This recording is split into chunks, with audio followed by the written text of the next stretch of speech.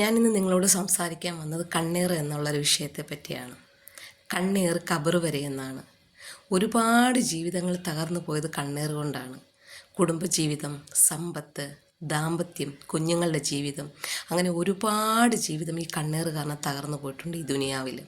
നമുക്ക് പെട്ടെന്നൊരു വയ്യായിക, സമ്പത്തിൽ തകർച്ച, അങ്ങനെ പല പ്രശ്നങ്ങൾ വരുമ്പോൾ നമ്മൾ ആദ്യം ചിന്തിക്കുന്നത് ഷിർക്കിനെ പറ്റിയാണ്. ആരോ നമുക്ക് വലിയ ഷിർക്ക് ചെയ്ത് വെച്ചിട്ടുണ്ട്, അതുകൊണ്ടാണ് നമുക്കിങ്ങനെ വന്നതെന്നാണ് നമ്മൾ വിചാരിക്കുന്നത്. പക്ഷേ അല്ല, കണ്ണീർ കാരണമായിരിക്കാം കൂടുതൽ നാശവും നമുക്കുണ്ടായിരിക്കുന്നത്.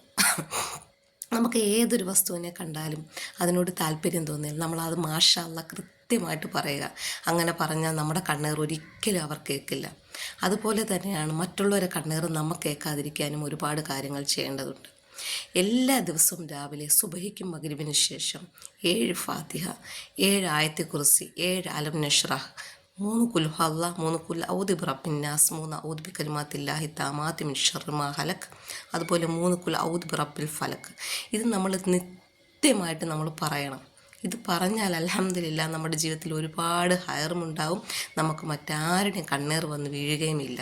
ഇത് പക്ഷെ പതിവാക്കണം. നമ്മൾ പതിവാക്കാതെ നമ്മൾ പറഞ്ഞിട്ട് ഒരു കാര്യമില്ല. നമ്മളെന്നും കറക്റ്റായിട്ട് ഇത് പതിവാക്കിയാൽ നമ്മുടെ ജീവിതത്തിൽ ഉയർച്ച മാത്രമേ ഉണ്ടാകത്തുള്ളൂ. ഇനി ഒരാൾക്ക് കണ്ണീർ വന്ന് ഭവിച്ചു, അവർക്ക് അത് മാറ്റണം. ഇൻഷാ അല്ലാ ആ ദുആയും ഞാൻ ഇതിൻ്റെ കൂടെ തന്നെ ചേർക്കുന്നുണ്ട്. അത് നിങ്ങളെന്നും കൃത്യമായിട്ട് ഓതണം. കണ്ണീർ കബറ് വരെ എന്നാണ്. നമ്മളെ ആരെ അള്ളാഹു കണ്ണീർ കൊണ്ട് കബറിലെത്തിക്കാതിരിക്കട്ടെ.